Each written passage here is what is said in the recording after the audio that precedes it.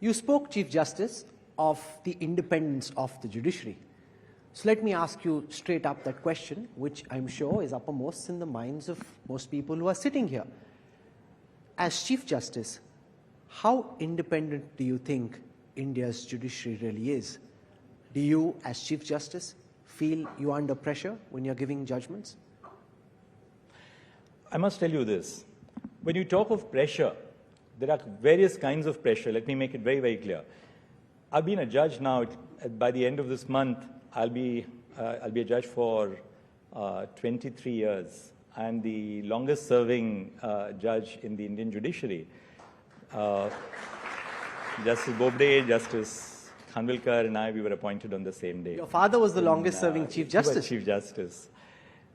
In my 23 years as a judge of the High Court, as the Chief Justice of the High Court, and as a judge of the Supreme Court, no one, and I hope you will trust me when I say this, no one has told me to decide a case in a particular way. No one. We are so clear in the principles which we follow. I wouldn't even talk to a colleague who is presiding over a case and ask them what's going on in that particular case. We have a cup of coffee every morning, but there are some lines which we draw for ourselves. In the High Courts, we hear appeals against decisions of colleagues because a decision of a single judge in a High Court goes to a division bench of 2 judges. We are sharing lunch, and I'm hearing an appeal against that colleague's judgment. We never share the fact that I'm sitting in judgment over that judge's judgment. That's part of our training. So there's no question if by pressure you meant a sense of pressure from the executive, from the political arm of government, absolutely no. And I hope I'm speaking for the rest of the system as well. But when you talk of pressure in the sense of pressure on the conscience, pressure on your mind, pressure on your intellect, yes, of course, I'll be a hypocrite if I say that, the cases which come up before us don't give rise to a sense of doubt, a sense of searching for the correct solution. Because particularly in the Supreme Court, you have cases which don't command of one particular solution. It's not, 1 + 1 is equal to 2. There's more than one solution to a case which can emerge. And you know that what you are deciding today has wider ramifications for society, not just today, but for the future. So a lot of work that we do in the court is based on how we envision our society should be in the future.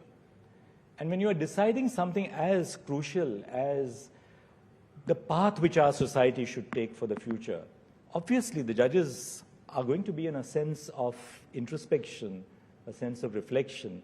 I don't think I would call that pressure, but just the search for the truth and the search for the correct solution. नहीं, ये सवाल अहम है, इसलिए मैं एक बार आपसे फिर से ये सवाल पूछना चाहूँगा, क्योंकि देश भर में जो लोग इस वक्त आपको देख रहे हैं, उनके जहन में कहीं ना कहीं ये सवाल होगा कि क्या भारत के सुप्रीम कोर्ट के जजेस पे दबाव रहता है, सीधे तौर पे सरकार से दबाव रहता है कोई ना कोई फैसला देने के लिए। इस सवाल पर बतौर चीफ जस्टिस, जस्टिस चंद्रचूड़, आपकी क्या राय? मैं कहता हूँ दबाव का सवाल ही नहीं होता। आपने अभी थोड़ी देर पहले इलेक्शन कमीशन के निर्णय का जिक्र किया। यदि दबाव होता तो क्या ये निर्णय आ जाता? Election commission judgement is one judgement. I can give you judgment after judgment which we deliver with such routine, in such routine manner, which never makes the headlines in the newspapers, because these are not big-ticket judgments affecting, some political arm or some political issue.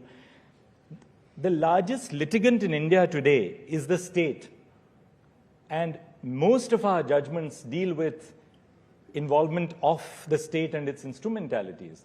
And we are holding against the state, I'm not just saying government, but against the state, in such a large number of issues, whether it's crime, whether it's pensions, whether it's somebody's employment, whether it's somebody's insurance policy.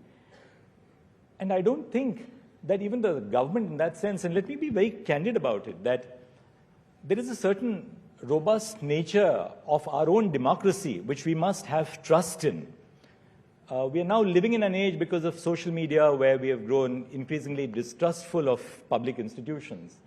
But we must also understand that over the last 70 years, our democracy has developed very clear and defining lines of the separation between the executive, the legislature, and the judiciary. And I do believe that there is absolutely no issue. We are constantly holding government to account. Courts are speaking truth to power. And I don't think governments are also concerned about it so long as they know their field of demarcation and we know ours. And we know which is the line which separates, say, policy from law, politics from law.